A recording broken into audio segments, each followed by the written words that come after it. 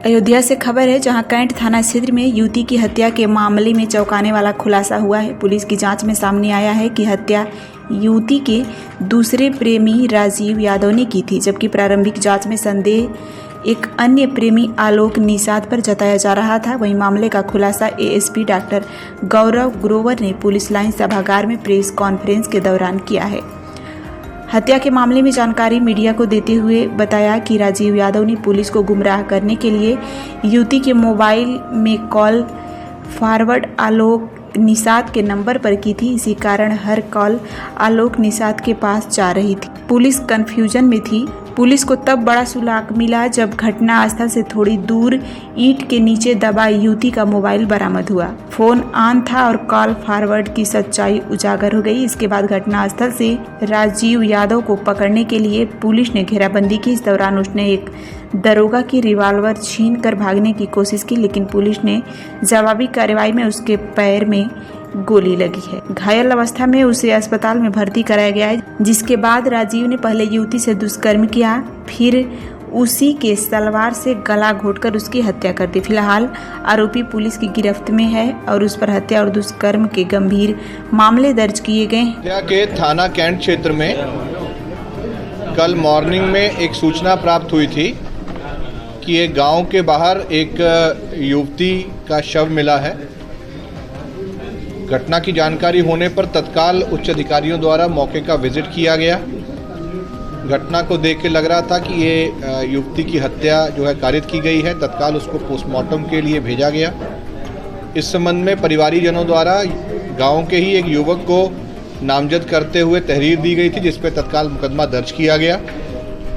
घटनास्थल का निरीक्षण व अन्य जानकारियों को प्राप्त करने के साथ साथ सर्विलांस की मदद से एक बात क्लियर हुई कि जिस युवक को नामजद किया गया है वो वह लड़का है जिससे उसकी शादी तय की जा रही थी, और वो घटना के समय या घटना से पूर्व इस जनपद में मौजूद ही नहीं है, बल्कि वो किसी और जनपद में काफ़ी दूर उसकी लोकेशन थी।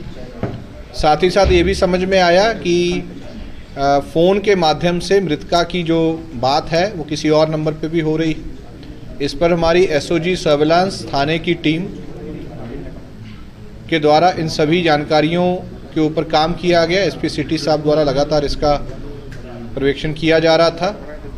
इसमें एक राजू यादव नाम के लड़के की संलिप्तता जब प्रमाणित हुई और उसके कस्टडी में लेके पूछताछ की गई, तो उसके द्वारा इस पूरी घटना को कारित करने के अपना जुल्म इकबाल किया गया और ये बताया गया कि कई महीनों से उसकी बात मृतका से फ़ोन पे होती थी, क्योंकि मृतका की शादी कहीं और तय हो रही थी और वो उससे शादी करना चाहता था, जिसको मृतका भी कुछ दिनों से मना कर रही थी।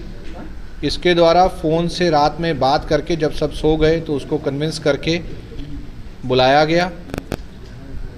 बगीचे में उसके साथ शारीरिक संबंध ज़बरदस्ती बनाए गए और फिर उसके बाद, क्योंकि इसके द्वारा काफ़ी शराब भी पी हुई थी, इसके द्वारा लड़की के ही कपड़े से उसका गला घोंट करके उसकी हत्या कारित की गई और उसके बाद ये वहाँ से फरार हो गया। इस संबंध में 24 घंटे की अल्प अवधि में ही इस पूरी घटना को अनावरण किया गया, बल्कि घटनास्थल की निरीक्षण और बरामदगी के समय इस अभियुक्त के साथ, जो कि एक अपराधी किस्म का व्यक्ति है, पुलिस की मुठभेड़ भी हुई है। 24 घंटे की अल्प अवधि में इस पूरे केस को अनावरण किया गया है और इसमें विदोष पाया गया है और ये लड़का जिसके द्वारा ये घटना कारित की गई है, इसको अरेस्ट करके जेल भेजा जा रहा है। इस पूरे मामले को बहुत गंभीरता से लेते हुए इसको जल्द ही सभी साक्ष्यों के आधार पर चार्जशीट किया जाएगा और महिला संबंधी इस अपराध में फास्ट ट्रैक कोर्ट में इसको जल्द से जल्द इस मामले में सजा करवाई जाएगी। ये प्रमाणित हुआ है कि रात के समय पर मृतका की आखिरी बार बात इसी लड़के से हुई थी और इसके द्वारा ही इसको बगीचे में बुलाया गया था और इससे भी पूछताछ में ये बात निकल के आई है कि इसके द्वारा ही ये घटना कारित की गई है। परंतु इन्वेस्टिगेशन अभी जारी है। सभी साक्ष्यों का भी परीक्षण किया जा रहा है। आगे चल के जो भी सूचनाएं आएंगी उसके आधार पर इस इन्वेस्टिगेशन में और भी जो तथ्य प्रकाश में आएंगे उसको संज्ञानित करते हुए उसको इसमें शामिल किया जाएगा। अयोध्या से खबर है, जहां समाजवादी पार्टी के शिक्षक सभा के जिला अध्यक्ष दान बहादुर सिंह ने एक स्थानीय होटल में प्रेस वार्ता आयोजित की, जिसमें 4 सितंबर शिक्षक दिवस की पूर्व संध्या पर आयोजित होने वाले श्रद्धेय मुलायम सिंह यादव शिक्षक सम्मान के लिए 5 शिक्षकों का चयन समिति द्वारा चयनित किया गया। इस सम्मान समारोह के मुख्य अतिथि श्याम लाल पाल होंगे, जबकि विशिष्ट अतिथि डॉक्टर SP सिंह पटेल तथा डॉक्टर कमलेश यादव उपस्थित रहेंगे। समारोह के संस्थापक पूर्व मंत्री तेज नारायण पांडे मुख्य रूप में शामिल होंगे। वर्ष की तरह जो 2012 से लगातार अब तक शिक्षक दिवस की पूर्व संध्या पर जनपद के 5 शिक्षक शिक्षिकाओं को मुलायम सिंह यादव शिक्षक सम्मान दिया जाता है, तो उसी क्रम में इस वर्ष माननीय मुलायम सिंह यादव शिक्षक सम्मान 2024-25 प्रदेश अध्यक्ष सपा माननीय श्यामलाल पाल जी के कर कमलों द्वारा गुलाबबाड़ी लोहिया भवन पर प्रदान किया जाएगा। जनपद भर के शिक्षक शिक्षिकाओं को आमंत्रित किया गया है, वो आएंगे, हर साल आते हैं। उन सबको भी टीचर को क्या लेखनी और माला सबको दिया जाता है, उसी प्रकार दिया जाएगा। और उनके साथ शिक्षक सभा के प्रदेश अध्यक्ष डॉक्टर SP सिंह पटेल और प्रमुख महासचिव डॉक्टर कमलेश यादव भी विशिष्ट अतिथि के रूप में पधार रहे हैं। सारा कार्यक्रम गत वर्षों की तरह ही लोहिया भवन पर होगा। इस साल जो 5 शिक्षक शिक्षिकाएं सम्मानित होंगी, डॉक्टर माधुरी मौर्य, कुबरा यास्मीन जी, संतोष यादव जी, दया शंकर भारती जी और चंद्रकमल वर्मा जी, 5 शिक्षक शिक्षिकाएं, 2 शिक्षिकाएं, 3 शिक्षक सम्मानित होंगे।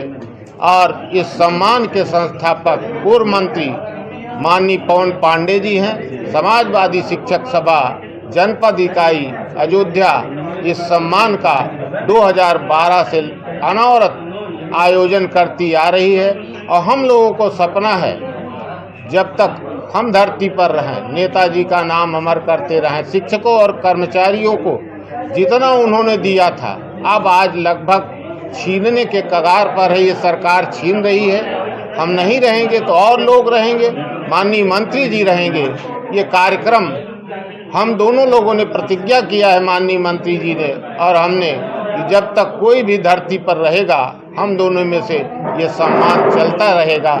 नेताजी ने शिक्षकों और कर्मचारियों को सर्वमान्य नेता थे, चाहे कोई विरोधी पक्ष का ही होगा, नेताजी के नाम पर इतना दिया है कि मौन हो जाता है। अगर प्रशंसा नहीं करेगा तो हट जाएगा वो।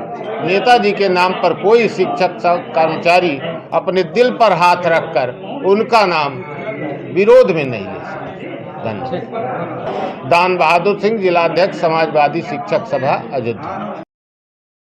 बिजनौर जिला के सेवहारा क्षेत्र में रमन मैटरनिटी सर्जिकल सेंट्रल में भर्ती 12 वर्षीय राघव की हालत अचानक बिगड़ने पर परिजन अस्पताल प्रशासन और डॉक्टरों पर इलाज में लापरवाही का आरोप लगा रहे हैं। माता पिता का कहना है कि शुरुआती उपचार में लापरवाही बरती गई, जिससे बच्चे की स्थिति गंभीर हुई है। अस्पताल के साथ न्याय की भी मांग कर रहे हैं। परिजनों ने विरोध प्रदर्शन शुरू कर दिया है।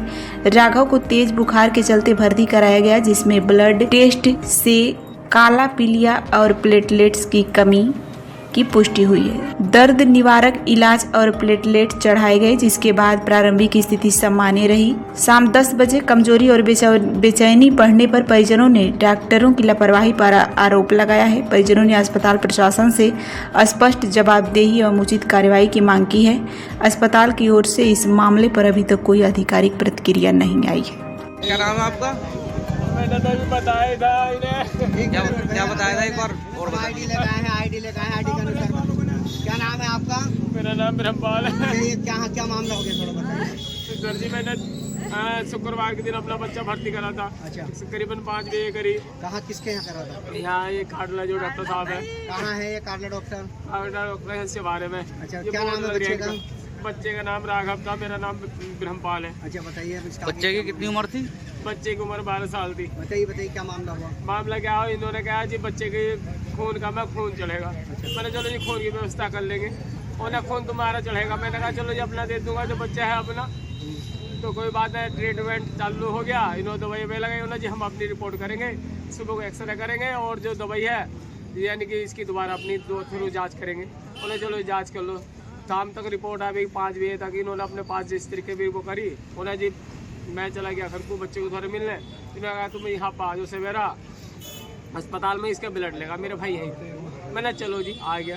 उन्हें जाकर ब्लड लेकर आओ अपना। मैं जैसे ब्लड लेने धामपुर गया कल रात, तो वहाँ पर उन्होंने कहा जी तुम्हारा ब्लड नहीं चल रहा, तुम्हारे काली पीली आई। तो काली पीलिया होने की वजह से मेरा ब्लड ना आता। मैं यहाँ मैंने फ़ोन करवाया, बोले जी मेरा तो मिल नहीं पा रहा। तो इन्होंने कहा कोई जैसे भी फिलहाल का मिल जाए तो वो लेकर आ जाओ। हम लेकर आ गए। इन्होंने रात को 10:30 बजे वो ब्लड गर्म करने के बाद में चढ़ाना चालू करा। वो चढ़ते 4:30 बज गए।